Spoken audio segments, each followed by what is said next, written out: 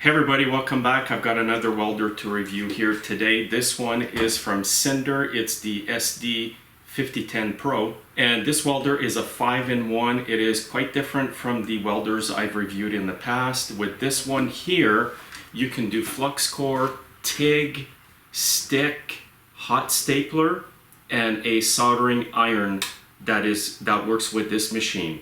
So I'll get right into the review here and show you what comes with the machine when you purchase it.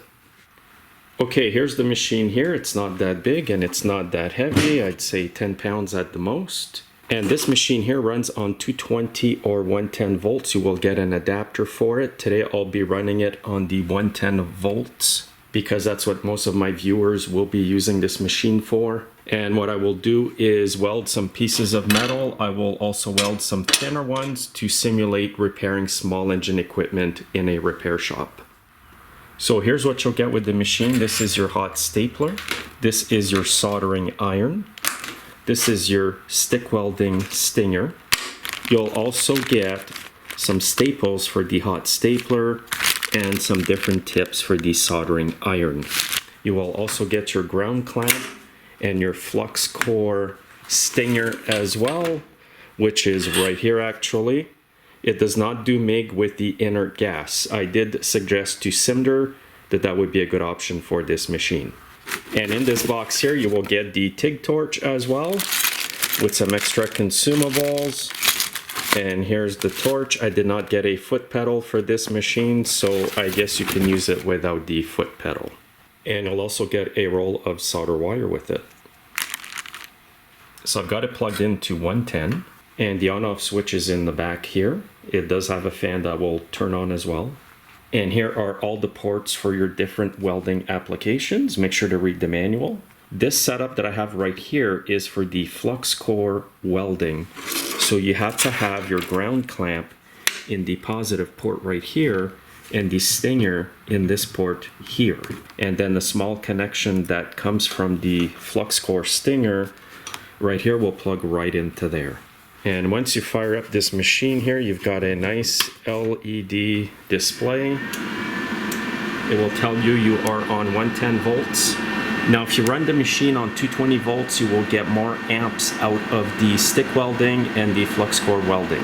Now to select your welding process, what you do is you push right here. It'll navigate between all the welding processes. So I'm going to go right here. This is the flux core, 0.9 millimeter. I will start at 70 amps and I will weld this thin metal here to simulate welding a lawnmower deck or a snowblower. And I will also weld these two 3/16 plates right here. Now if you pop the door open on the side here, this is where you load up your flux core wire. Right through here, it's pretty simple. You just pop this off here, lift this up, run your wire, put it back down, and then feed it through the gun.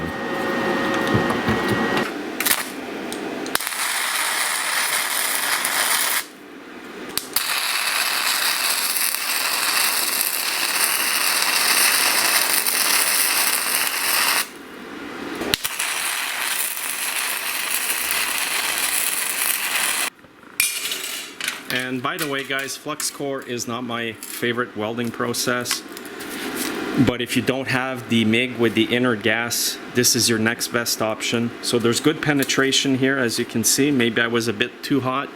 Here's a slightly thicker piece. I'll try it again with the flux.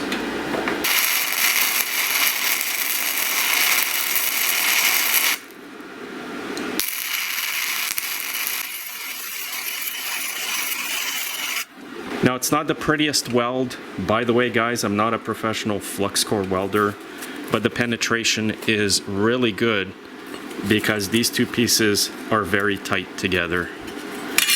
Now what I'll do is weld this side here with the stick welding option, and I'll toggle through the options over here. This is the stick option and I will leave it at 70 amps. Now to go from flux core to stick welding, you will need to change this connector of the ground clamp to this port.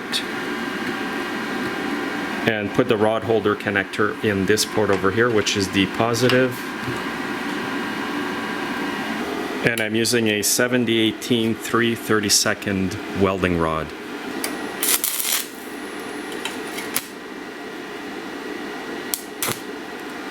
I'm actually going to have to crank it up to about 90 amps. It's a bit too cold at 70.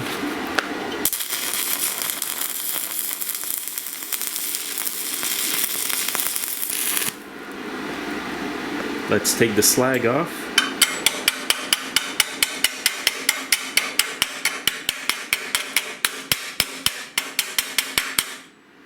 Now this is my first time welding with this machine, but I can see here after a while it's going to do a really good job. It's not the machine's fault over here, that's me. But when you use a new machine, it takes a while to get used to its own characteristics. But overall, really good job. Here's a few more practice runs here. Getting better. So overall, it does the stick really good. And again, I've been doing it on 110 volts. Alright guys, if you want to do TIG welding, you have to plug the TIG torch in this port and the ground clamp in this port right here. This is according to the manual on page 8, right here. Now what's going on today is I don't have the proper hose connector to go from here to my tank. So all the extension hoses here are all male connectors, and the one coming out of the TIG torch is a male connector as well. And this hose here is too short to hook up to my argon inert gas. So today I cannot show you the TIG, but it does do TIG welding, just so you know. So if you want a longer gas line, you will have to get one with a female connector to connect on this connector, and then a male connector at the other end to go into your regulator. The next function I will try out here is the hot stapler. It's really easy. You just grab the connector from the hot stapler and plug it into the port that says hot stapler, so that makes it really easy. Select the hot stapler.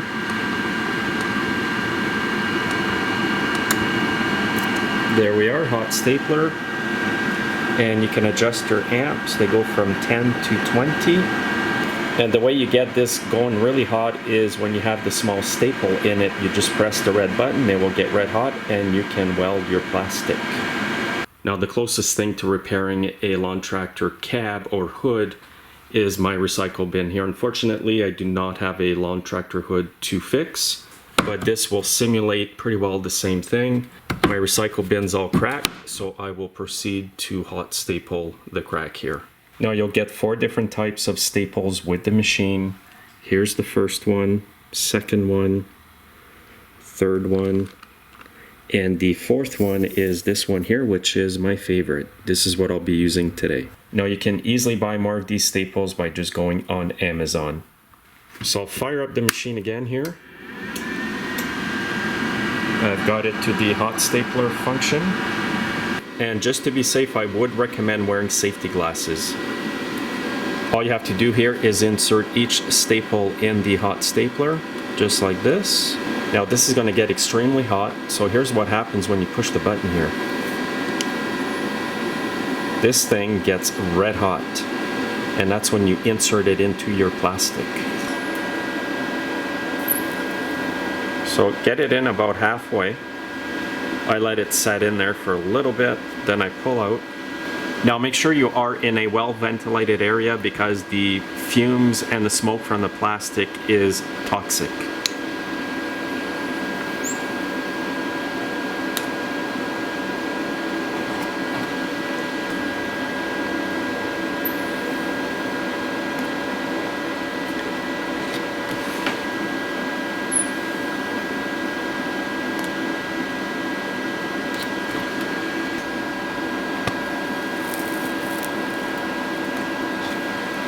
If you get it too hot like I did there, you'll get some flames, so be careful.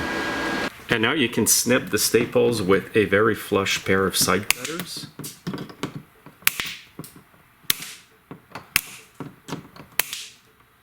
However, you might find that there's little bits of the staple sticking out.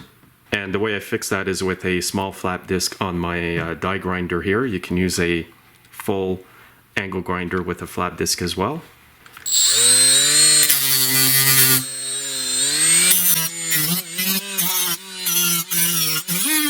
And now it's pretty smooth. There's no little staples catching your fingers. If you're fixing a lawn tractor hood, you can put a bit of epoxy glue if you want to shape it and then get some paint that adheres to plastic. But you can see here, my box is nice and tight now. Okay, now I'm going to try out the soldering iron on this machine. Again, really easy to hook up. Just plug it into the soldering iron port, fire up the machine. Select the soldering iron right down here, and the only way to turn the iron on, because it will not get hot on its own sitting here like this, you have to go over here and push it in. And when you see this lightning, this little icon here, the soldering iron will begin to heat up, so just be careful with that. And you can also set your temperature of the iron. I'm just going to crank it right up. This is on 110, 93.8 I believe, or 938 Fahrenheit, 110 volts. I'll let it heat up for a bit, and I will solder these two wires here together.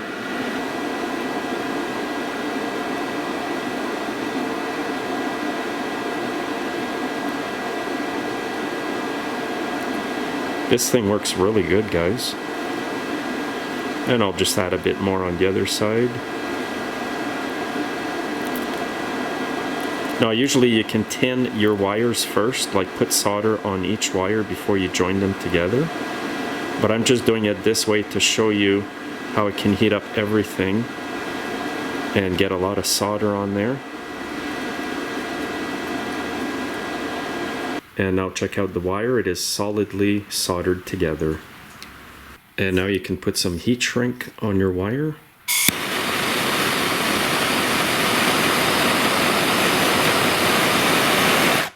And now you have a professional looking soldering job. And again, here's a look at this machine here. All your ports, it's fairly light. Your switch is in the back here. And your flux core wire goes inside the panel here. Again, a nice little portable machine. You can easily take this on a remote job if you need to. Now, if you do want a bigger machine from SIMDER, I have reviewed this machine over here. It's the SD4050 Pro. The link is in the video description. Go have a look at my review on this machine. It is an awesome machine, guys. This thing does MIG, TIG, stick, plasma cutting. It's an all-around awesome machine. Go check it out. So this is an all-around good little machine. I wish it did the MIG. I did recommend to SIMDER that if they could have a MIG gun that I can hook in my inert gas for actual MIG welding, solid MIG welding, that would be a great addition to this little machine. But overall, I do like it, and I really like the options of the hot stapler and the soldering iron on this machine. So if you're in the market for a small machine that's not crazy expensive, it's actually very, very affordable. This one might just do everything you need, and you can also use it on 110 volts or 220 volts. Check out the links in the description about this machine here, and please comment in the comment section. I look forward to hearing your comments, and you guys have a great day.